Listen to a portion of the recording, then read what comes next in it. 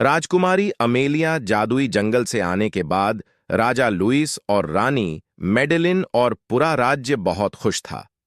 महल में सब कुछ सामान्य लग रहा था, लेकिन अमेलिया के मन में अब भी सवाल थे। आखिर जादूगर ने क्यों कहा था कि मुझे अकेला मत छोड़ना, और जंगल में मेरी परीक्षा क्यों ली गई थी? अमेलिया एक दिन अपनी सहेली के साथ के महल के बगीचे में बातें कर रही थी। तभी उसकी सहेली ने कहा, इन घटनाओं के पीछे कोई रहस्य छुपा हो सकता है। शायद वह हिरण तुमसे कुछ कहना चाहता है। ये सुन के अमेलिया सोच में डूब गई।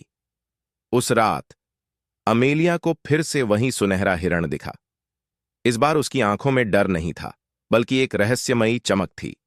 उसने धीरे से कहा, तुम्हें महल के नीचे छिपे रहस्य का पता लगाना होगा। महल के नीचे? अमेलिया चौंक गई। हिरण ने सिर हिलाया और बोला, इस महल के नीचे एक गुप्त दरवाजा है जो एक खतरनाक दुनिया की ओर खुलता है। उस दरवाजे को सिर्फ वही खोल सकता है जो जंगल की परीक्षाएं पास कर चुका हो, यानी तुम।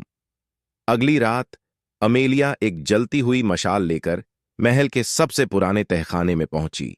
वहां धूल से ढकी पुरानी किताबें और हथियार पड़े थे।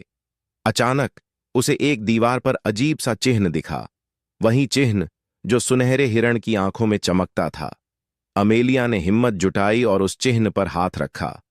गड़गड़ाहट की आवाज के साथ दीवार सरकने लगी और एक गुप्त दरवाजा खुल गया।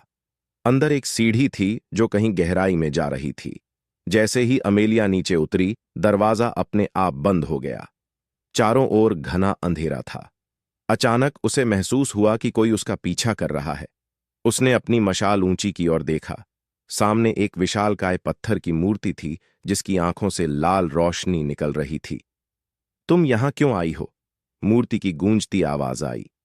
अमेलिया घबराई नहीं। उसने साहसपूर्वक कहा, मैं सच जानना चाहती हूं। मूर्ति कुछ क्षण चुप रही, फिर धीरे धीरे जमीन हिली और एक और दरवाजा खुल गया।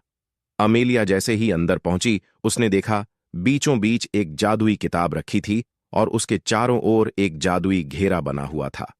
जैसे ही उसने किताब खोली, उसमें से रोशनी निकलने लगे और उसमें से आवाज आई, जो भी इस किताब को पढ़ेगा उसे अपने भाग्य का सामना करना होगा।